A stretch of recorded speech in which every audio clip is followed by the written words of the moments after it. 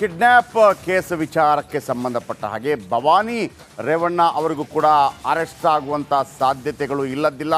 ಹಾಗಾಗಿ ಜನಪ್ರತಿನಿಧಿಗಳ ಕೋರ್ಟ್ನಲ್ಲಿ ಜಾಮೀನು ಅರ್ಜಿ ಅಂದರೆ ನಿರೀಕ್ಷಣಾ ಜಾಮೀನು, ಅರೆಸ್ಟ್ ಆಗುವುದಕ್ಕಿಂತ ಮೊದಲೇ ಜಾಮೀನು ಅರ್ಜಿಯನ್ನು ಹಾಕಿದ್ದಾರೆ. ಸೊ ಹಾಗಾಗಿ ಅದರ ವಿಚಾರಣೆ ನಡೀತಾ ಇದೆ. ಮಧ್ಯಾಹ್ನದ ವೇಳೆಗೆ ಅದರ ರಿಸಲ್ಟ್ ಏನಾಗುತ್ತೆ ಅನ್ನೋದರ ಬಗೆಗಿನ ರಿಸಲ್ಟ್ ಬರುವಂಥ ಸಾಧ್ಯತೆ ಇದೆ. ಜಾಮೀನಿಗೆ ಆಕ್ಷೇಪಣೆ ಸಲ್ಲಿಸಲು ಕಾಲಾವಕಾಶ ಕೋರಿಕೆ.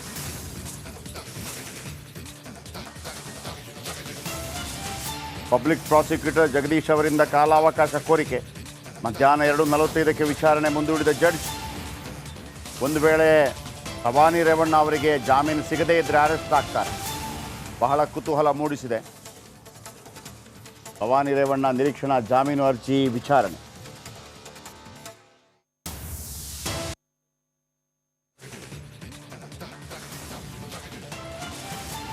ಈ ಹಿಂದೆ ರೇವಣ್ಣ ಅವರು ಅರೆಸ್ಟ್ ಆಗಿದ್ದರು.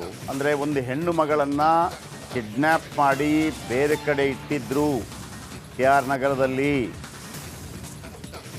ಆಮೇಲೆ ಆ ಹೆಣ್ಣು ಮಗಳು ಭವಾನಿ ರೇವಣ್ಣ ಮನೆಯಲ್ಲಿ ಕೆಲಸ ಮಾಡ್ತಾ ಇದ್ದಂಥವ್ರು. ಈ ಹಿಂದೆ ಕಿಡ್ನ್ಯಾಪ್ ದಿವಸ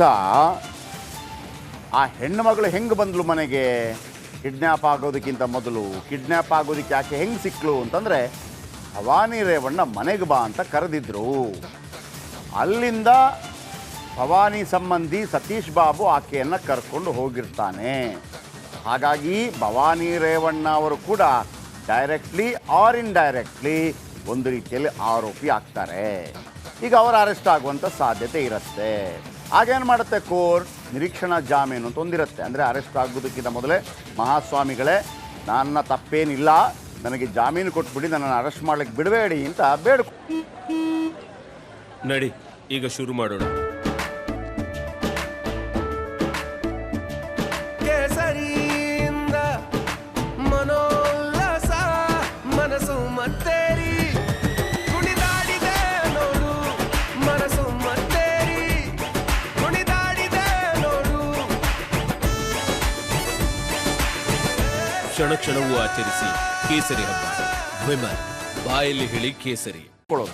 ಅದೇ ಬೇಡಿಕೆಯನ್ನು ಈಗ ಕೋರ್ಟ್ ಮುಂದಿಟ್ಟಿದ್ದಾರೆ ಭವಾನಿ ರೇವಣ್ಣ. 2:45ಕ್ಕೆ ಅದರ ಬಗ್ಗೆ ಒಂದು ನಿರ್ಧಾರ ಬರುತ್ತೆ.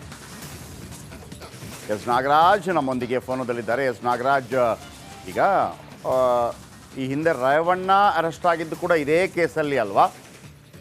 ಈಗ ಭವಾನಿ ರೇವಣ್ಣ ಅವತ್ತು ಅರೆಸ್ಟ್ ಆಗದೆ ಇವತ್ತು ಅರೆಸ್ಟ್ ಆಗುವಂಥ ಪರಿಸ್ಥಿತಿ ಯಾಕೆ ನಿರ್ಮಾಣ ಆಗುತ್ತೆ? ನಿರೀಕ್ಷಣಾ ಜಾಮೀನು ಮನವಿ ಸಲ್ಲಿಸಿದ್ದಾರೆ. ಅದಕ್ಕೆ ಪೂರಕ ದಾಖಲೆಗಳನ್ನು ಒದಗಿಸುವುದಕ್ಕೆ ಕೊಡಬಾರ್ದು ಅಂಥೇಳಿ ಪಬ್ಲಿಕ್ ಪ್ರಾಸಿಕ್ಯೂಟರ್ ಜಗದೀಶ್ ಕೂಡ ಕಾಲಾವಕಾಶ ಕೋರಿದ್ದಾರೆ. ಇದು ಇಷ್ಟೆಲ್ಲ ಗೊತ್ತಿರುವಂಥ ವಿಚಾರ. ಇದಕ್ಕಿಂತ ಹೆಚ್ಚು ಮಾಹಿತಿ ಏನಿದೆ ನಾಗರಾಜ್? ಜಯಪ್ರಕಾಶ್ ಶೆಟ್ಟಿ, ಏನು KR ನಗರ ಕಿಡ್ನಾಪ್ ಪ್ರಕರಣದಲ್ಲಿ ಈಗಾಗಲೇ ಏನು ಮೊದಲಿಗೆ FIR ಆಯಿತು, ಮೂಲ ಪ್ರಕರಣ FIR ಆದಾಗ ಆ ಒಂದು ಪ್ರಕರಣದಲ್ಲಿ 3 ಜನ ಆರೋಪಿಗಳನ್ನ ಮಾತ್ರ ನಮೂದು ಮಾಡಲಾಗಿತ್ತು. ಒಂದು HD ರೇವಣ್ಣ, 2 ಪ್ರಜ್ವಲ್ ರೇವಣ್ಣ, ಹಾಗೇನೆ ಸತೀಶ್ ಬಾಬಣ್ಣ, ಒಟ್ಟು 3 ಜನರನ್ನ ಆರೋಪಿಗಳನ್ನಾಗಿ ಮಾಡಲಾಗಿತ್ತು. ಆದ್ರೆ ಈಗ ಈ ಪ್ರಕರಣದಲ್ಲಿ ಆರೋಪಿಗಳ ಸಂಖ್ಯೆ 7ಕ್ಕೆ ಏರಿಕೆ ಆಗಿರ್ತಕ್ಕಂಥದ್ದು. ಏನು ಕಿಡ್ನಾಪ್ ಆಗಿದ್ದಂತ ಸಂತ್ರಸ್ತೆ ಸಿಕ್ಕಿದಂತ ಫಾರ್ಮ್ ಹೌಸ್ ಮಾಲೀಕ ರಾಜಗೋಪಾಲ್ ಸೇರಿ ಒಟ್ಟು 7 ಜನರನ್ನ ಆರೋಪಿಗಳನ್ನಾಗಿ ಮಾಡಿರ್ತಕ್ಕಂಥದ್ದು. ಈ ಸಂದರ್ಭದಲ್ಲಿ 2 ಆರೋಪಿಗಳು, ಅದರಲ್ಲಿ ಸತೀಶ್ ಬಾಬಣ್ಣ ಮತ್ತೆ ರಾಜಗೋಪಾಲ್, ಇಬ್ಬರ ವಾಯ್ಸ್ ಸ್ಯಾಂಪಲ್ ಅನ್ನ ಈಗಾಗಲೇ SIT ಅಧಿಕಾರಿಗಳು ಸಂಗ್ರಹ ಮಾಡಿದ್ದಾರೆ. ಈ ಒಂದು ಬೆಳವಣಿಗೆಗಳು ಆಗ್ತಾ ಇರೋದ್ರ ನಡುವೆನೆ ಭವಾನಿ ರೇವಣ್ಣ ಅವರು ಒಂದು ಏನು ಆಂಟಿಸಿಪೇಟರಿ ಬೇಲ್ ಅನ್ನ ಕೋರಿ ಜನಪ್ರತಿನಿಧಿ. Okay, thank you ಅಪ್ಡೇಟ್ಸ್ಗೆ.